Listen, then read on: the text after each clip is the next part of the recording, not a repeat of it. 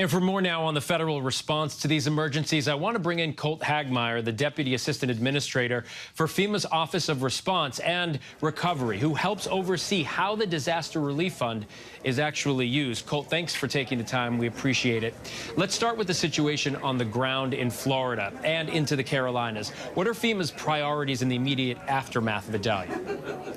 So our immediate priority is working with state and local officials to really understand what their needs are, to go out to those communities, to meet with the locals, to find out what happened, what our short-term goals are, and what our long-term priorities will be for recovery.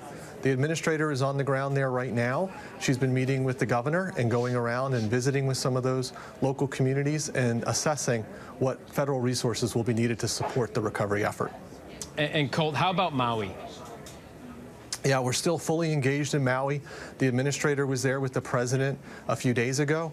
Our regional administrator has been named the federal lead for that recovery effort. His name is Bob Fenton. He's amongst the most experienced in the federal government in emergency management. He's there today and will continue to be there leading that effort to help Maui and help Hawaii to figure out exactly what the rebuilding looks like and supporting it through the long term. The FEMA administrator has been warning that the Disaster Relief Fund is running out of money just really at the height of hurricane season and with an ongoing wildfire threat. She's also been stressing that there is no longer a disaster season because of climate change. So it's kind of all year long. What happens when the next disaster strikes? So we are an organization that's built to handle multiple disasters at one time.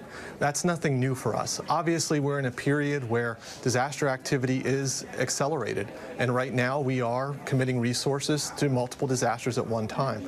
That's supported, as you said, by the Disaster Relief Fund, which is below where we would like it to be to support lots of ongoing recovery efforts. So recently, earlier this week, the administrator directed us to implement immediate needs funding, which means we reprioritize long-term recovery funding efforts to support immediate response activities.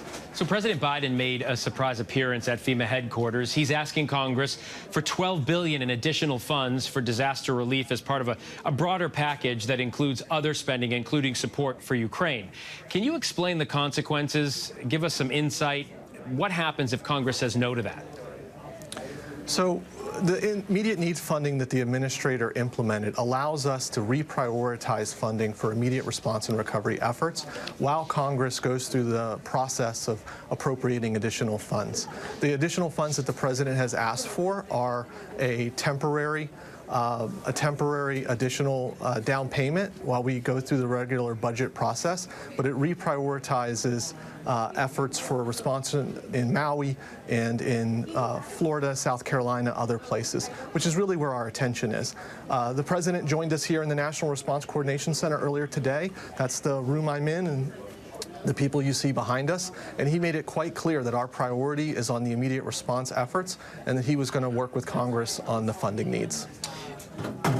There are so many people who are concerned hearing that the fund is, running low, and we are seeing more of these big disasters. Without more money, how does FEMA pick and choose? Would you have to pick and choose? And if so, how do you pick and choose which communities to help? So we are definitely not picking and choosing in the response phase. We are helping everyone who has a life safety or life-preserving requirement. Where we are delaying funds and reprioritizing is in those longer-term activities where we're reimbursing states for their rebuilding efforts. Those are long-term by nature, and there's more flexibility in those funding timelines. Colt Hagmaier from FEMA, we do appreciate your time. Thanks very much, and good luck to you. Thanks for having me on. Hi everyone, George Stephanopoulos here. Thanks for checking out the ABC News YouTube channel. If you'd like to get more videos, show highlights, and watch live event coverage, click on the right over here to subscribe to our channel, and don't forget to download the ABC News app for breaking news alerts. Thanks for watching.